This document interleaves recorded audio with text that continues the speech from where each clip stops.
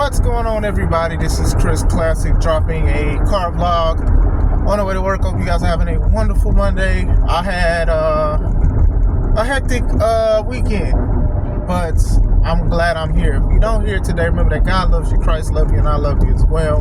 Through trials and tribulations, ups and downs, good and bad, we got to seek God at all times. You know, sometimes this happiness that we get is temporary. Sometimes the pain that we have is temporary. And sometimes these are things that we have to live with. But when we have our strength through God, through spiritual realm, it overtakes a lot of the other stuff as well. So, praying for you guys. I mean, you got people that get everything they want and be the most depressed. And you got some people that have nothing and be the most happiest.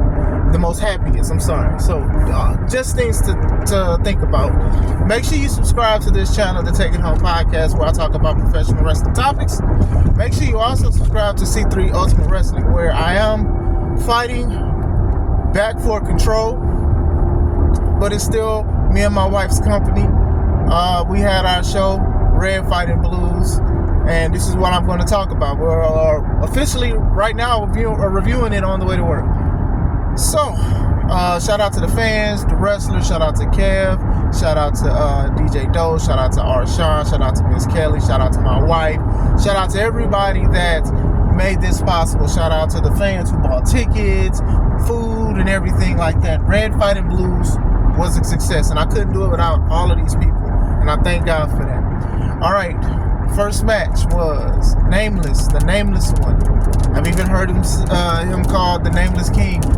One-on-one with former C3 Ultimate Wrestling Tag Team Champion JPH. Great back and forth match.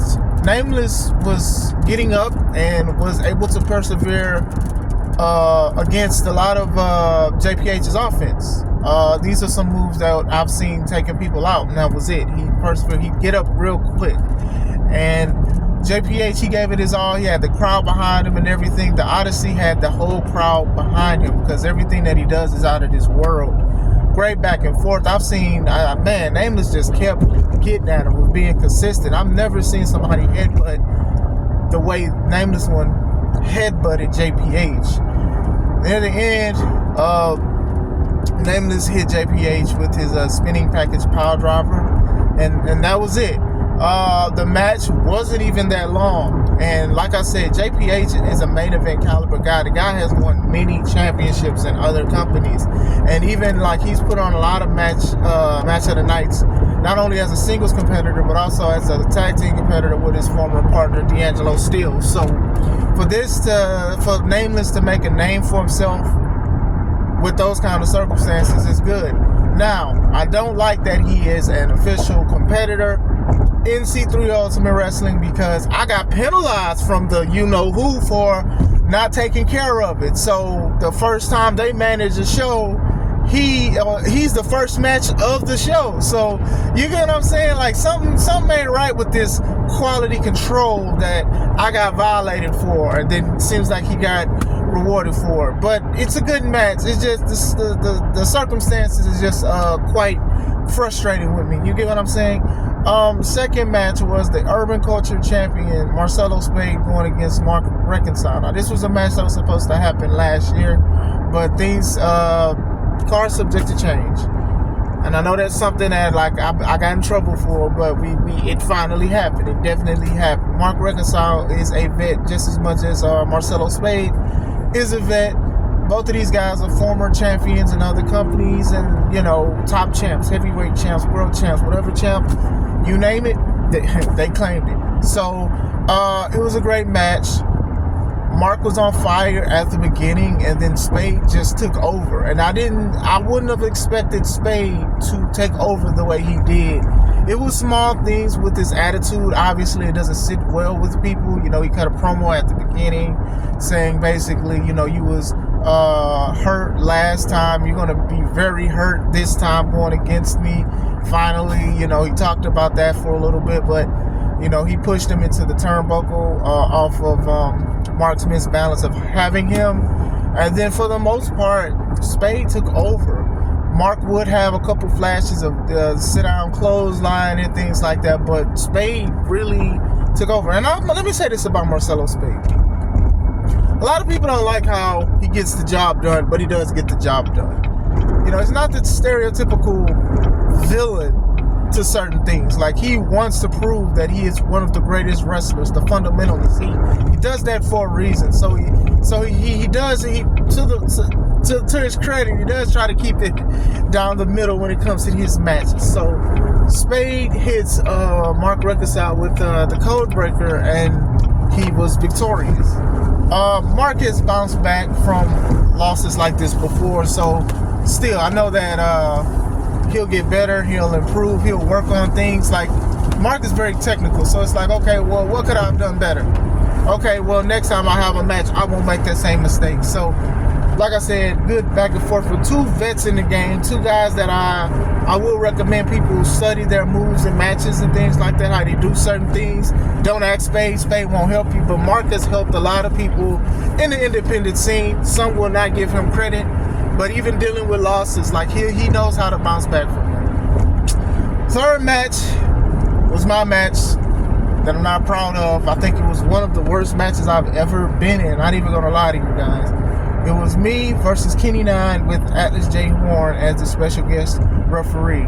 This is what the board decided to do because they felt that Atlas was basically bullied at the last show because he kept pushing Kenny Nine, and Kenny Nine put a hammer to the back of Atlas' back. Now I'm laughing, but still, it's not something that I wanted or asked Kenny to do. I understand that Atlas put his hands on him, but still, that was my business to take care of. You get what I'm saying? So the board decided to have me go against one of my best friends in a one-on-one with Atlas being the referee. Of course, we knew that Atlas was going to be Atlas. Rude, obnoxious, yelling at the fans, destroying property, always doing this. And, you know, he didn't take his nap, but okay. So, started off competitive. Atlas didn't like it, and then eventually Atlas started putting his hands on Kenny Nine. Now, I warned Kenny about saying he could put his hands on Atlas, and Atlas, outside of hating both of our guts, I hate him too, decided to take his liberties out on Kenny Nine because he is the referee. There was no way that no one could stop him, and I couldn't touch him because that's the stipulation. If I want to get my hands back on Atlas J. Horn, I have to not touch him until what was decided for our match next show. I didn't want to even go against Kenny Nine. I really didn't want to go against him. I really didn't want him to be dragged into this situation the way he got into it. You know, outside of what I was doing and telling him, like, hey, just stop. Kenny Nine would do something that I would do. Keep fighting. He kept fighting, he kept getting knocked down. It wasn't from me. It was from the referee, Atlas. Atlas even threw Kenny into me because I can't touch him, he can't touch me. So he threw somebody into me and started getting frustrated. And outside of that, I started getting hot-headed because I didn't like what Atlas was doing. And then Kenny kept doing things, he kept moving around. And I know he tried to win, but it got to me. It got to me to the point to when I actually had Kenny pinned, Atlas did not want to count to three. He said he wasn't done. He basically couldn't move. Kenny could not move, and it should have been the end. Any other ref, 1, 2, 3, it would have been it. Atlas being Atlas, I literally had to pick up my friend. I had to peel my friend off of the ground to hit him with something else so I can get to my enemy. Like I said, I literally had to beat my friend to get to my enemy. So I let emotions get the best of me. So what I picked up Kenny, and I put him in the gunslinger, which is Atlas J. Horn's move. That is Atlas' sword. So I had to basically slay my best friend with my enemy sword to actually win. After the match, I checked on Kenny. I was trying to make sure he was good. And as soon as I picked him up, Atlas knocked him down. And like you guys saw live, the board decided that it would be me against Atlas J. Horn next show. Last man standing match. Now, if you're not familiar with what a last man standing match is, it is this. You knock someone down to the point that they are unresponsive. It's no holds barred to the 10 count. If they cannot stand up after a count of 10 seconds, they lost. They are not the last man standing. The person who is the last man standing is the one who can answer that 10 count. Very dangerous match. Very dangerous stipulation against a very dangerous man. But I got to do whatever it takes to keep this man out. I got to do whatever it takes. Now, I don't know what situation he has with the board. He's been a cheerleader ever since they've showed up, ever since they talk about quality control. It obviously seems like they're targeting me and even Kenny towards certain situations out of anything. They're also targeting Kevin. You get what I'm saying? Kevin Young Sr. It's just frustrating that I had to go through all of this. Like, I should have faced Atlas that show. I should have faced him at Red Fighting Blues. And like I said, I'm not even happy with the victory I got over Atlas. It wasn't enough. And I was like, I wanted to restart the match, but due to time constraints, it couldn't happen. So that's all I want to speak about on that match. Match number 4 was the Invoked against the C3 Ultimate Wrestling Tag Team Champions, the ARC. The ARC, they started attacking the Invoked early. The crowd was behind the Invoked. The Invoked were very impressive with Damian Tyler and Leo LaFleur. Shout out to them. They worked as a cohesive unit, as a tag team, and they was going move, tag, maneuver. Some old school flavor to it. Larkin, being the young bull that he is, being a powerhouse, he was catching people. I believe he caught Leo and they gave like a spinning backbreak. I've never seen nothing like that. Miles Mercer being the technician, I want to say, I lost the word, but being masterful in the ring, using the ring to his advantage, strikes, punches, moves, suplexes, snap suplexes, since he has one of the best snap suplexes. They were good. It was both. They were both great.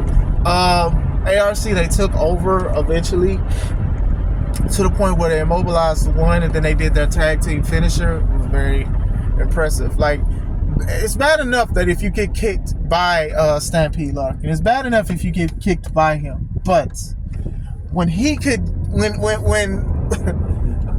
Miles has you in his maneuver and then you get kicked, it's impressive. I believe it was a Russian? It was a Russian leg sweep into a big boot. That was very cool. But they win their reign. That's their first title defense, and they were successful. The Invoked, they are also vets, and I know that they will also bounce back from that. They did great. The crowd was behind them. Shout out to them. Like I said, great tag team match. Co-main events. It was Brittany Kay, the Queen of Brawlerville, versus the C3 Ultimate Wrestling Women's Champion, the Queen of Mean, Renee Van Peebles. And just like the last match, Renee just went and attacked Brittany. She pulled her hair and they started attacking. Now, crowd was into this match. Started off as a little back and forth, but like I said, the veteran experience for Renee Van Peebles, she took over. She was slamming. She was throwing her around. She was showing her that why she is the queen of C3 Ultimate Wrestling. But Brittany Kay, she didn't stay down. She got up. She would fight back. She hit Uranagi on Renee Van Peebles. It was very good. It was some good moves, and it was to the point where Brittany Kay was real close to being the new C3 Ultimate Wrestling Champion. Renee was about to hit her Northern Lights, which is her finisher, and then Brittany, she maneuvered it into a DDT, and then we thought that was it. So when she went for the pin, Renee kicked out, and Renee was shocked. And to Brittany being shocked, Renee hit a crucifix, 1, 2, 3, and exited the ring. Very good back and forth. Brittany Kay started off like she was on fire near the end. I think that if she's, just more experience, and like I said, she's making a name for herself all throughout the Midwest and soon the world. But picking her up and hitting her with something else, I think that would have made her the new C3 Ultimate Wrestling Women's Champ. But Renee, she's been here for a while. She's breaking records as the C3 Ultimate Wrestling Women's Champion. She used the vet's advantage and she overcome. I can tell you for sure, especially hearing the reviews about the match and stuff like that, it's probably not the last time you'll see Brittany Kay in a C3 Ultimate Wrestling ring. It's very great action between the ladies. The ladies put on. Main event was C3 Ultimate Wrestling Champion D'Angelo Steele versus Rockin' Rivera versus Joseph Ira Credit. Was a triple threat match. And man, was it a main event. Not gonna lie, it was a very good match. Joseph Ira Credit is the B.I.G. of the 313, and he showed why. He did it big. He was throwing these guys back and forth. He was catching guys off the top rope. He was throwing guys against the ring. Joseph Ira Credit, and I faced him before, and I really loved the match we had. This guy knows how to use the ring as a weapon. You know, he uses his hands, and trust me, he gave me a forearm that floored me. I was literally, you could have called me Carpet Classic Alpha. That's how close I was to the ground. So this guy knows how to use it. Rocky Rivera is also a guy who knows how to use the ring and his feet and his fists and everything like that. You know, him and Steele started off jumping Joseph Ira Credit. And also D'Angelo Steele being a veteran in the game as well. He knows how to get the job done. So a lot of times they would try to isolate both guys, and it's difficult. You know, triple threat matches are like one of the most difficult matches to win, because when it comes to any other match, fatal 4-ways, even 6-ways, sometimes people can isolate each other. But to try to keep two people down, to try to get one of the best titles of all times, that could be frustrating. And you can definitely tell one person will try to keep another person down, then they got to worry about somebody else. And that's exactly what happened. Joseph Ira Credit had the crowd really behind him. I think a lot of people thought that he was going to be the new C3 Ultimate Wrestling Champion. When I watched it, I was like, oh man, it looked like it may be time. And near the end, he laid out Rocky Rivera with a big strike. Oh my goodness. And Rocky Rivera was out. So when he went for the pin, Steele kicked Joseph Ira Credit and basically stole the pin from Joseph Ira Credit. 1, 2, 3. And then you saw Joseph Ira Credit's frustration. And listen, man, like Joseph Ira Credit has been one of these guys that has been to C3 ever since he's started, even as the Spirit of Detroit at C3. He's been coming to all of the shows. He's been showing up. He drives the farthest from everybody else, and he wants to prove that he is going to be a heavyweight champion, just like he proved that he was going to be a tag team champion, and he did that. So like I said, this is something, and even his post-match interview, he was very frustrated with himself. He was very frustrated with Steele, did the whole situation. So like I said, if I was Steele, I would keep Rachel, his title, close. Rocky Rivera, he was definitely a guy that got under a lot of people's skin as far as the moves that he was doing and how he was getting things done. But like I said, shout out to both of those guys. D'Angelo Steele is still the C3 Ultimate Wrestling Champion. Just when we thought it was over, Mike Valentine comes out, takes out Steele, cashes in his grand chance opportunity. That is an opportunity to go against anybody, anywhere, any place for any championship. And he decided to try to take out D'Angelo Steele for the C3 Ultimate Wrestling Championship. A lot of people's jaws dropped. A lot of people started booing because they was like, oh my goodness, like Steele had nothing left. What happened was Mike Valentine was hitting moves and was taking them out, but Mike Valentine was being Mike Valentine. And I hate saying it like that, but he kept talking to the people. He was like, hey, new champ, this is what new champ looks like, instead of actually capitalizing on D'Angelo Steele. It caught up to him because Steele being Steele pushed Mike into the ref. Referee was out for a little bit, a little distracted, not taken out. Steele hit him between the belt, hit him with his line, hit him with the strike, his line, and that was it. So Mike Valentine lost his grand chance opportunity by being himself. And I hate saying it like that because I don't even like how D'Angelo Steele won, how he beat him, but he's still the champ. You know what I'm saying? Like, a lot of people still like D'Angelo Steele, but like I said, that's a smart thing. Like, he gave the title a name, Rachel, and he would do anything to keep Rachel. Like, as much as we would have to sanitize the belt if we ever take it away from him, he's going to keep his title close to him, closer than his own enemies. So D'Angelo Steele is the new champ. There's a post interviews that we will upload after matches. That's what that company told me they were going to do. It was a solid match. It was a solid match. It was a solid show. I'm very happy and sad and frustrated at the same time when it comes to C3 Ultimate Wrestling with some things, because there's some things I wouldn't have done, especially when people mock me for quality and stuff like that. I am happy that a lot of the fans went to see the show, and more details will arrive when that other company tells me what goes on. So I hope you guys are having a wonderful day. Let me know if you saw it. What did you like? What didn't you like? Let me know. This is Chris Classic. Let's take it home.